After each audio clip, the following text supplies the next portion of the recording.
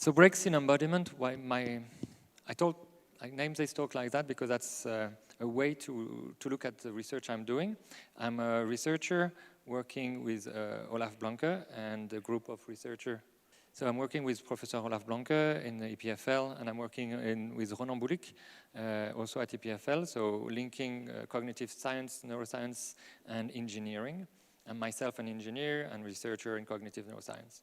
And the idea of bringing this together, okay, switch too quick, is to, well, let's skip this slide, is to bridge this technology and this research, which is grounded in for now 30 or more years. From one side, as you can see on the left, the research in virtual reality, as in the 80s, they had it all already. Simply, the graphics were very jerky and limited, but they have the experience of presence. They describe this presence, and basically what I try to explain is that this sense of presence is very much linked to the sense of embodiment, which we have had the explanations and in former presentations with Olaf or the others. And both are linked very strongly, and in both cases, people want to avoid breaking the illusion. And that's why they invented the term of breaks in presence. When you have a moment when you don't believe anymore that the location you are is a virtual space, and you remember suddenly, oh yeah, I'm sweating, I'm in this head-mounted display, not very comfortable, sitting in that room. That's when you have a break in presence. And in break in embodiment, well, what is that? It's when you first had to have embodiment. So I was simulating a surgery with George's extremely good simulator, and suddenly I felt that I embodied this avatar, but it doesn't react, so I break the embodiment, and you want to avoid it, obviously. But the question is, as an engineer, people would say, well, the solution is make it perfect.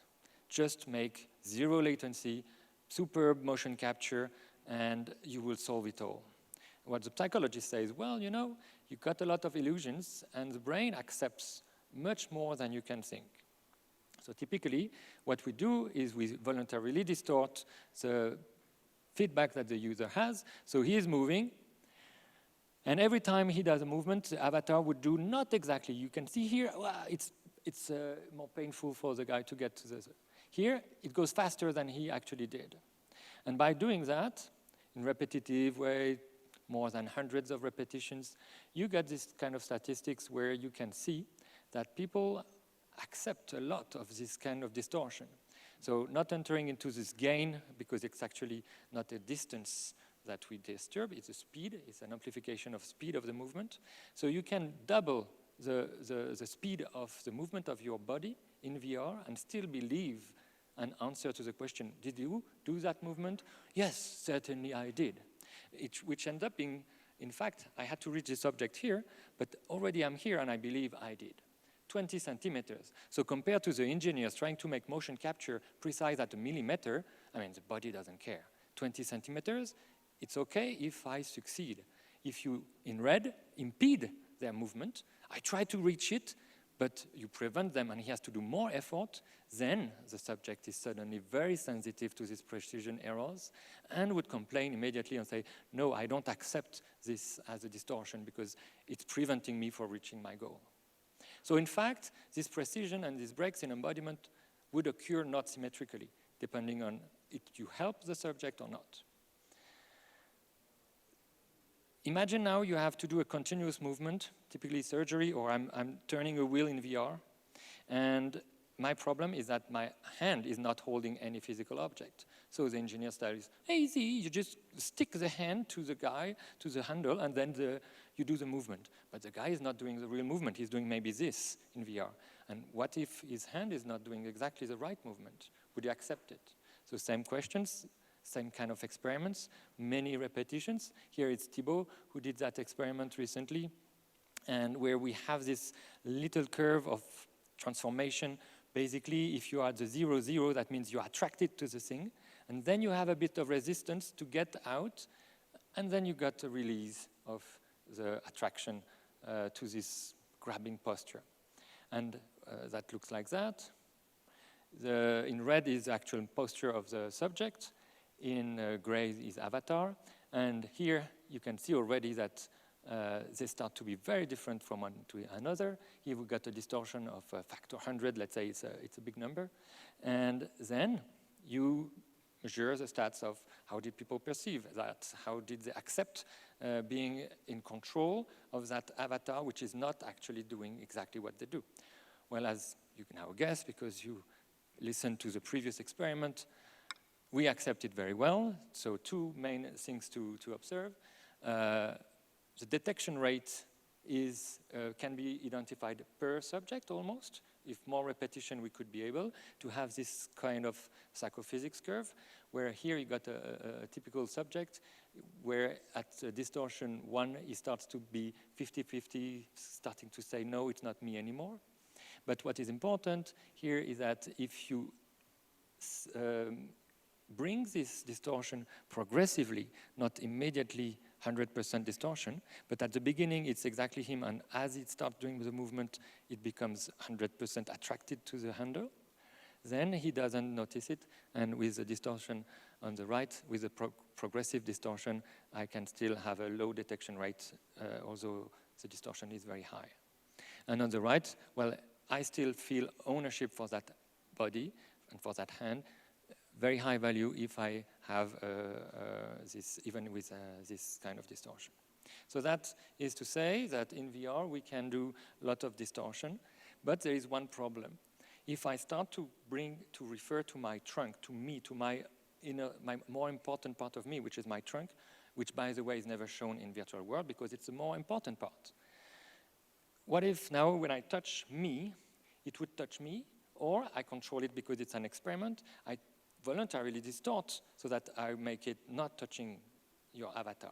So imagine I'm doing this repetition, sometimes I'm touching my belly, and my hand is not there. I feel the touch, but my virtual hand is still over there. Or I feel the touch on my lap, but my virtual hand is in the air. That is a break in embodiment, obviously. But is it a more important or a less important break in embodiment than this distortion in space for grabbing a target? And what we show is that, well, you guess where I'm heading. It's a much more important.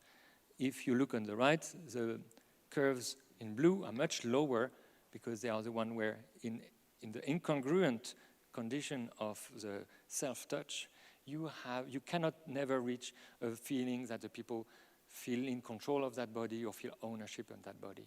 While obviously, if you have a good control and a good one-to-one mapping with my touch, I have a strong sensation that this become my body.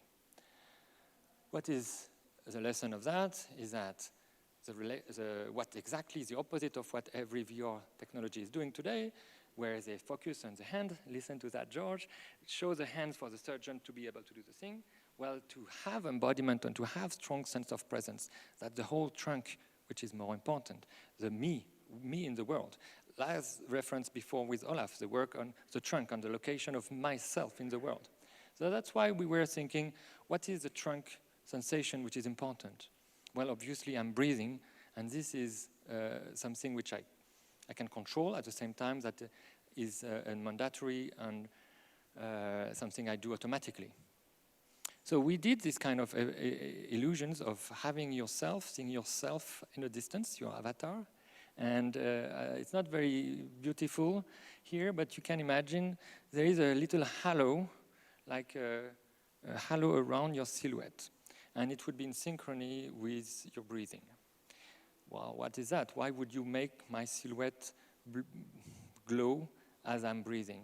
Well, because that is sufficient to create with you in you this sensation of ownership for that body and for feeling the agent controlling this avatar, because it is reacting to my automatic and my inner natural breathing cycle.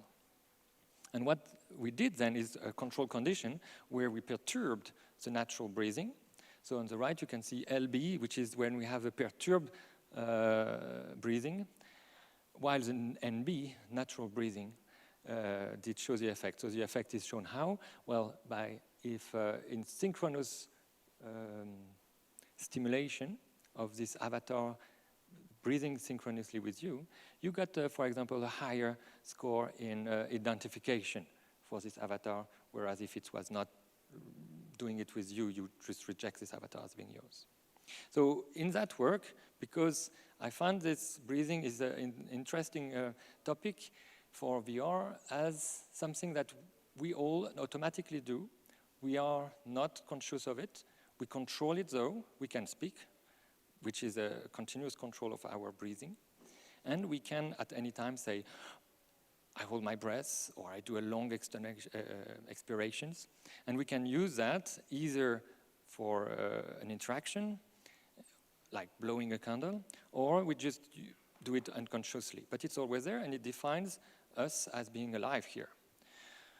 So not looking at how people use it, usually in VR they think of breathing as a meditation thing. So it is control your breathing, relax, and all these exercises, which are very good for meditation, but definitely not something you would do in an interaction way for a game, for example. So what would be a fun device which would allow me to do this interaction? So that's why I started to imagine creating a little funny device, which you would also very childish thing. I like this little spin wheels as a child that you carry over or that you blow on it. So if you imagine, that was my original first sketch on the left, bit of engineering, I still like to do that, up to the right where now we have a prototype object, which is working and now can be connected to a virtual world. And that's when discussing with Mélodie, who might want to come with me on stage now, we started to have this idea of how could we merge a virtual reality experience, are you conscious? How can we merge this virtual reality experience and this breathing experience? And we were there like last year at World VR Forum and discussing that as an artist presenting hanahana. I experienced her work and she will show it, it's excellent also, you can experience it today. And then she found a Swissnex connection, but maybe before you explain hanahana.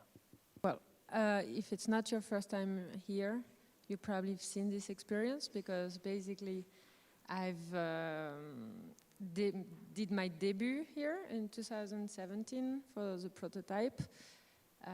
And we won an award for best interactivity. And since then, I've been working on the same project, among with other projects. But this work has developed in many ways and also got a lot of awards and travel all around the world. So I don't know if you've tried it or not, but the question of embodiment in hanahana is quite present. You don't have a human body, but you are the energy or the life force that can create stuff in that empty world. So you start in an empty desert. Can you hear me? Yeah, it's fine. Yeah, so you start in an empty desert and you have the ability to create hands with the controller. So with your little finger, you can start sprouting hands, which develop into structure of hands, and you can just create a surreal world, like a very Dali-esque kind of environment. And you can create and you can explore. And then it has this, I mean, the gameplay is that it's, how do you call it? It's, how do you say? You know, so basically, I don't find my word, but like the first player starts in an empty world, starts creating the first hand, and then the second player comes in, and yeah, it's a sandbox thing. So then it keeps on growing, and at the end of an exhibition, you are in the middle of a giant forest of hands, and you have a lot to explore. So you can go up to the sky and go dive underwater, and walk inside the hand, and it's a very visceral experience, and it's purely interactive. And in the latest year, we've developed a multiplayer also experience out of this, so connecting different museums. So you have people embodying this kind of life force, which is looks like a flame, which this is what you can see here. Well, we don't have the sound, but it's very interesting because we're also playing with plugins to transform the voice. So when you're underwater, you sound more like a little bit like that. Something like this. And when you go up to the sky, you have a more eerie kind of voice. And so we're really playing with all these like haptic feedbacks and a lot of very visceral sound, and also playing with the voice and how you can communicate, and like how you can, like the next step will be how you can merge body with people in different places in the world. Yeah, so that's what we do with hanahana. And as an artist, like, because I'm more coming from contemporary art world, doing a lot of things from film to performance to storytelling, books. I mean, it can really take any shape. And of course, virtual reality has kind of taken over my life since 2017, I guess. And yeah, after we were at World VR Forum, and we met there in 2017. And of course, there was so many interesting parts in this research you're doing, because it actually challenged very philosophical and metaphysical question about when is it me, when is it not me, when when me becomes another, when it's a bit delayed, like when I perceive myself with a bit of delayed. And I feel like the industry would try to prevent all kind of delay to just be very accurate. But in the art world, this is so fascinating. We can actually stretch upon this and use these gaps and try to, play with this uncanny feeling about, is it me, is it another? Yeah. So we went on a hike in the mountains once, and we started to, redo the world, like what we can do in VR and art, and the idea of Virandola came up. Yes, sort of. I mean, at the same time, I was working on this research on the breathing. So, voilà. Yeah, of course. But it was like, but while we were talking about also embodying, like projecting your consciousness into different bodies and stuff like that. Well, we just came up with this story, and then once I was in Brazil to present this work, and we met with Swissnex Brazil, and we really wanted to do a collaboration together. And I jumped on the occasion that we have this device that Bruno has invented, but we still haven't done anything with it. And this whole thing came together, and we just organized a hackathon just 2 weeks ago. So Amanda, you want to join us? Yeah. It was yes. Basically, I just come back from Brazil now, and we organized the first hackathon mixing hanahana, like the world as an inspiration, and Virandola, the open source device that Bruno created and invented. So this is our representative from Swissnex Brazil here. Good afternoon, everyone. So as Mélodie and Bruno said, we had these great ideas. We had the Virandola from Bruno's research and the hanahana world from Mélodie, which was really awesome for us to have in Brazil. And Swissnex is basically a platform of connections. Not sure if everyone knows here, but if don't, we're open to everyone to discuss projects. And we organized this hackathon, which was a 3-day event, which basically the idea was to push a little bit forward what could we do with Virandola. What are the possibilities that could arise from this interaction from art with the Virandola technology and breathing. And basically we wanted to put together a creative group of people that could come up with new ideas. And this was the hackathon, so Mélodie was there with us on 3 weeks ago. And 4 teams created 4 different projects, and one of them was Daniela's teams, who is here with us. She was the winner of the hackathon and created the Oasis project, which is going to talk to you a little bit more about. And yeah, that was a very interesting experience for us to combine all this research with the artistic side of it. And Danny, so you want to talk a little bit about Oasis? Hello, good afternoon. Thank you for the opportunity. I was part of a transdisciplinary team. I'm a designer. There were a developer with us, and a producer, and a musician. So it was 3 days of changing experiences. And we created Oasis. That is an experience that we thought that the hands of hanahana are a tool to create things. So the breath could give life to the things that you created. And we kept questioning ourselves what all things have in common, and all things age. So as you breathe, as you blow the virandola, the time goes by, and you see the action of time in the things that you've created. And one thing that we kept thinking about, the embodiment thing, made us tell people to be on their barefoot while they were experiencing, because there were a carpet in the stage where people were trying the experience.